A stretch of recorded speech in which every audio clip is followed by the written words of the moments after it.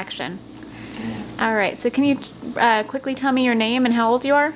Jennifer Galati, I'm 30 years old. All right, Jennifer, tell me a little bit about what life was like prior to your stroke. What life was like before my stroke, I was a vice president working on Morgan's default. Okay. And I was a part-time model. All right, and so you were pretty active then, weren't you? Very, yeah, oh yes. And of course, I was a gym rat. Oh, yeah. I was working like 6 days a week and run 5 miles a day. Wow, so definitely not someone that you would expect to have had a stroke at such a young age. Oh no. And doctors tell me the reason why I'm doing so good was because I was so active before my stroke. Yeah, I'm sure that's helped. Okay, you can go ahead and I have to cough. cough real quick. And the reason she's coughing is after her stroke, it's kind of affected her ability to swallow. So she has what's known as dysphagia, or some people pronounce it as dysphagia. Sorry about that. Not a problem. All right. So when did your stroke occur? On December 31st, 2008.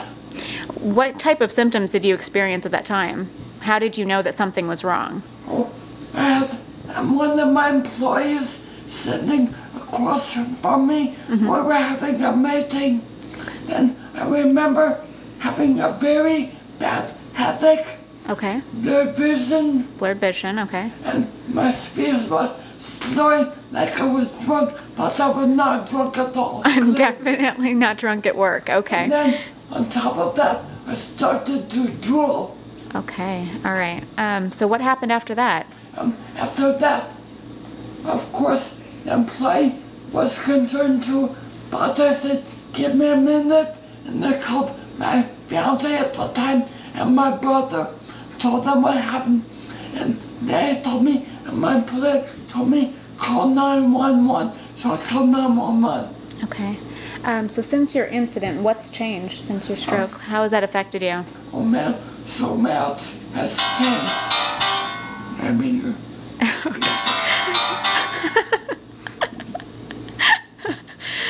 Bad to the bone ringtone.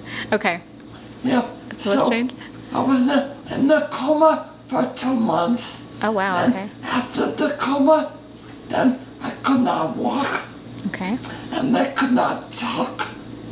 You couldn't walk or talk, okay. No, because the cerebellum was the part of my brain that had the bad brain bleed that controlled my motor skills and also my ability to walk and talk. Okay, so are these still challenges that you face even now, or? Now too, I'm learning to walk with a walker. Okay, all right. By the end of the year, I may be able to walk with a cane. That's fantastic. And sometime next year, I hope I will be able to walk with nothing.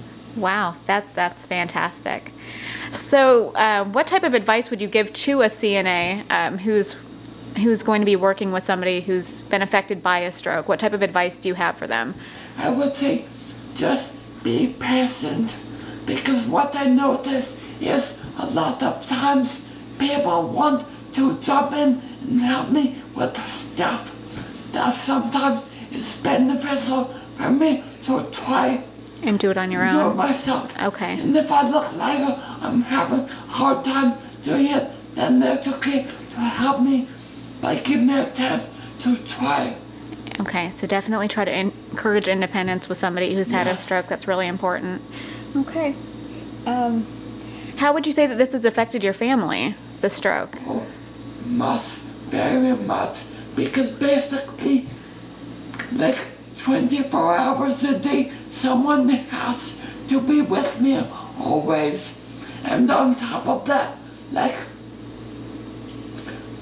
a lot of stress is created by having to take care of yourself and someone else all the time. Okay, so just the fact that you require 24-hour care, Yes. for the most part, it's kind of put a little bit of a strain on your family. That too. And of course, no one likes to see Miss Independent me. be independent. Yeah, yeah. Okay, well, thank you so much for your time, Jennifer. It's been great talking with you, and all the best of luck to you. Thank you.